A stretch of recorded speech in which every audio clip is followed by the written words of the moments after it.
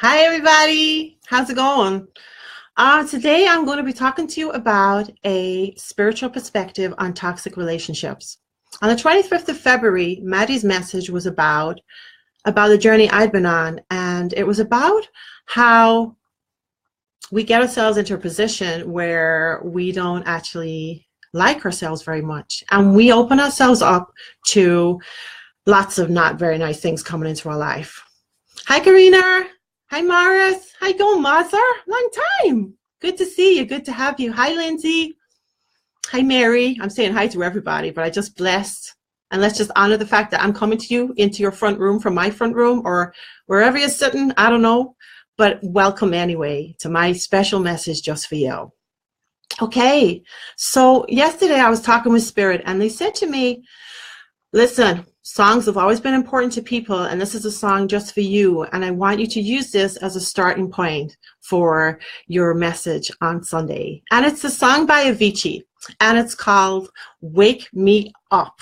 Wake me up when it's all over, when I am wiser and I am older. All this time, I was finding myself, but I didn't know I was lost. Hi, Mr. Bazawazzer. How's it going? I did not know I was lost, okay? And this is what I want to talk to you about. It's human nature when you don't realize you're lost. So I don't want you feeling that you're beating yourself up if you keep yourself in a situation where really you shouldn't be there, okay? Now, people say to me, Maddy, how do you connect with Spirit? And I say, well, you know, it's just one of those things. But seriously, everybody is being spoken to by Spirit daily. And that's not to freak you out. It's not going to be one of those toffee crisp moments, you know, any second now coming down from the ceiling. It's not like that. We are essentially spiritual beings having a human experience. Hi, Sharon. Hi, Rodney. Lots of love to everybody. And thank you for supporting me. We are spiritual beings having a human experience, and we need to be woken up sometimes. And Spirit connect with us all the time. They're talking to us all the time. But the only thing when we stop and get woken up is when we get a big shunt. We get a big warning sign, okay? Now, before we get this big warning sign, hi, Claire. Hey, Claire. How's it going? Fantastic to see you here today. When we need a big warning sign, Spirit have been talking to us for some time, okay? So in life, when we're drivers, yeah, if you drive a car, you'll know there's a green light that says, go, girlfriend, you just keep going on the highway. Woo, freedom, yeah! And green is a very strong healing color. So it means everything's all go. So why should we even think about slowing down? Let's just go for it, yeah? But then, of course, there's like the yellowy amber color that's sort of indicating us every now and again that, oh, maybe there's a little danger here. Maybe I just need to slow down, okay? And this is how Spirit talk to us with these warning signs. But you're in big trouble when you go through that red light, okay? I've been flashing this red light at you, my golly, for so long, and boom. If you go through a red light, pretty much very large percentage that you're going to get hurt. Yeah? Now, Spirit speak to us through our physical body, because that's why we were given this amazing gift. And all the pains we have and all the crazy stuff that goes on in our brain. Hi, Al. Hi, Royce.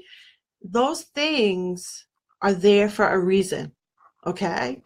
They have been shouting at you so long that they had to make your body hurt. They had to make your mind hurt. They had to make you think that, pay attention, pay attention, pay attention, okay? For me, I really needed to wake up.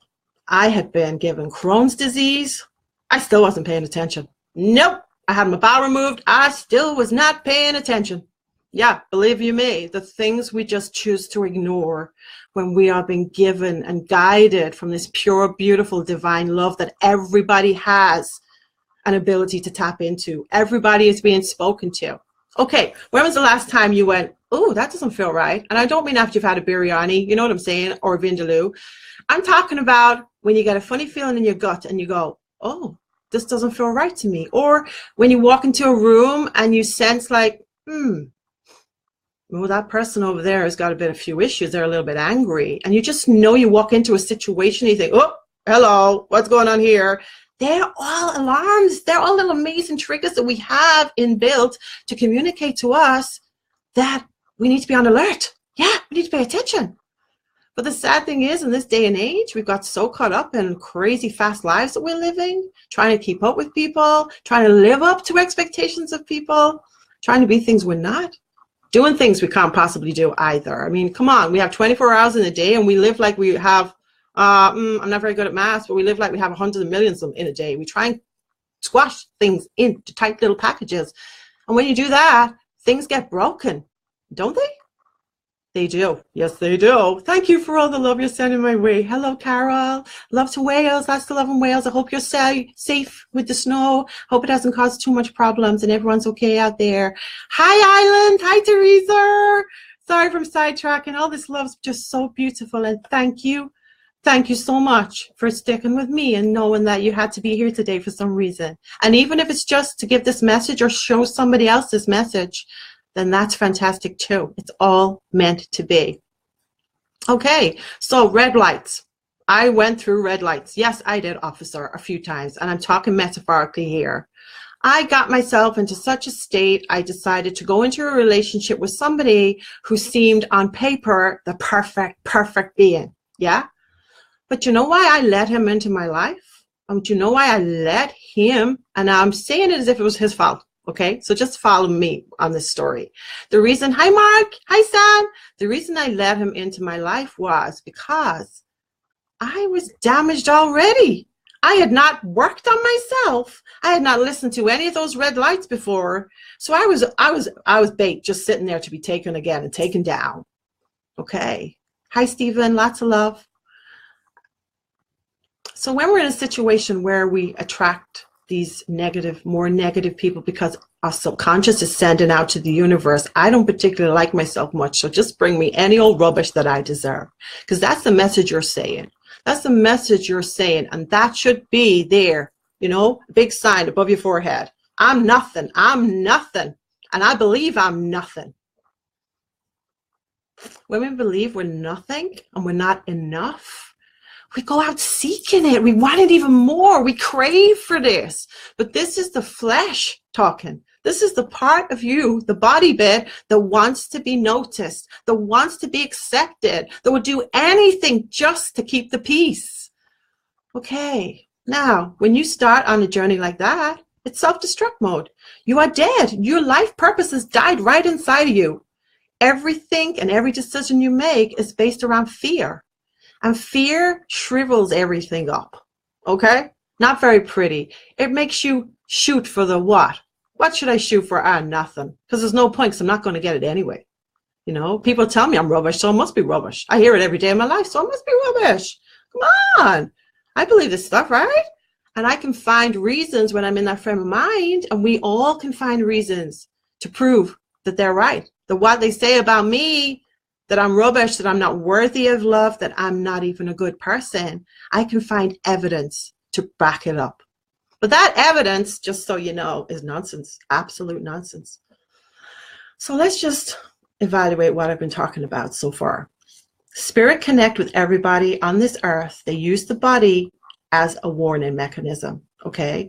And that involves your head, your thoughts, all the sensations, every nerve in your body. Okay, so I want you to just think for a moment. Have you got a pain somewhere? Yeah, okay, I heard that too. So basically, have you got a pain somewhere? You know? And when did it come? And is it niggling you? And how long has it been niggling you for? Well, I'm going to leave that to sit with you for a time. And I want you to look back at your life at that particular time when this niggle started. Have you got a chronic pain syndrome? Like I have fibromyalgia. I have transverse myelitis too, which if you don't know what that is, that was another... This is where it became catastrophic in my life. And this is when Spirit shouted at me. Okay. Have you got pain? Has it been going on longer than 3 months? No, I'm not a GP. I'm not going to diagnose you. But I am a healer. And I can heal through love. And it's a fact. You can heal yourself through self-love. And if you didn't get that, I'm going to say it slowly. You, Michael Boyd, can heal yourself through self-love. Toxic relationships, we attract them and we sit in them comfortably because we do not believe we deserve anything more than that. Now, we become fear-based. We start to get pains. We start to please the other person. We become zero. in our perspective. We are so not important. They are so more important than me. They really are so more important than me. And I will do anything to get their attention too, because I need this, okay? Some people, when they're in this relationship with somebody, they now need to find ways of soothing themselves or numbing the pain, because they realize, I can't really leave this person because I think I need them. I need them. And the thought of leaving them, you know, all this fear starts. All this fear starts. And we may even start to numb ourselves to just stay there. We might turn to narcotics. You know, we might abuse drugs to just take ourselves out of our experience just temporarily, which they all are, by the way. Any numbing or soothing that you do is all temporary. We might eat, we might overeat, we might comfort eat. I mean, that is just counterproductive in itself, because we are punishing ourselves when we consume foods that we know are bad for us. But at the time, it gives us comfort. That's what we think. We don't see the future because we don't believe we have one. We don't even think about our future because we're not even on the radar here anymore, because I don't matter. Me, I don't matter. We might turn to drink or gambling. I mean, these are facts. This is the flesh reaching out to say, please just pay attention to me and please just take away the pain. So it's counterproductive. Fear-based lives create tiny, tiny goals. We start to avoid things. We avoid all the beautiful things that are available to us. We even avoid looking in the mirror. How many people here today cannot look at themselves in the mirror and just say, you know, you're awesome and I love you. And I sincerely, genuinely love you so much. And I'm so grateful for you turning my life around. When I got my big wake up call in my toxic relationship, Spirit decided to take my legs. They just went, right, you're not walking anymore. That's it. We've tried. We've shouted at you. You've driven through red lights, you naughty girl. But we basically are going to take your legs. And I woke up one morning after being browbeaten 24/7 by this guy that I thought I was in love with, and tried to make things right all the time. Oh, I tried to make it better because I thought, oh, I must be so awful. What have I done? And I started to believe I'd done things wrong. And then one day I woke up and my legs, they were just like, you know when you have flu and you get jelly legs, and I mean, or you've run up the stairs 900 times and you're just like, oh, ho, ho, ho. Well, I couldn't do anything. I was like, I tried to move and I was so scared. I was in a vicious, scary cycle. Every nerve ending in my body was on fight flight mode constantly. I was having this like anxiety attack and I didn't really know what that was, and it was scary. So has anybody here had anxiety attacks where you feel you're going to have a heart attack and your whole body feels like you've been plugged into some sort of electrical mains and it keeps getting switched on and giving me a shock? My hair is naturally curly, by the way, so I'm not plugged in at the moment, just so you know. But has anyone out there had anxiety or panic attacks and you just feel like you are dying? You know, it is just like incomprehensible. But to get to that state, we've had to have gone through so many red lights. And I mean this, we've ignored the signs and they've been there. Okay. Now, before I talked about if you let somebody treat you the way these people in toxic relationships can, you have died inside. And I want to just talk about that. When you let your life purpose drain out of you and the reason you're meant to be here on this planet, you have died. You have shriveled into nothing. No light gets in. You are dead inside. You are not living. And when you die, there is grief. There's a sense of loss. Now, there are 5 stages of grief. And in chronological order, we're going to start with the first one today, okay? And this is what I want you to be mindful of. The first one is denial. Okay, now you don't have to have left the relationship to start to die. You can be in the toxic relationship and be dead. And I mean this metaphorically speaking, yeah? You're just giving up the ghost. There's nothing left to you and you hurt. You hurt mentally, you can hurt physically, and you hurt emotionally. And you can't see a way forward. Like the song says, I didn't know I was lost. I didn't know I was lost. And my wake-up call was that I died. I was dying. People, my best friends, you know what? They said to me after the relationship ended, which was really strange. Maybe they're scared of me. Maybe I'm scary. Yeah, I have 2 cats, so watch your back, people. they said to me that you changed. You'd lost this funny girl, and the spark had gone out of your eyes. And it was like, it was breaking our hearts seeing you, and you probably didn't realize we didn't spend much time with you. Anyone else notice that? You avoid your friends, and your friends avoid you, and whole loads of things change when you are in denial and you stay in something toxic that's damaging you. When you're in denial, you are living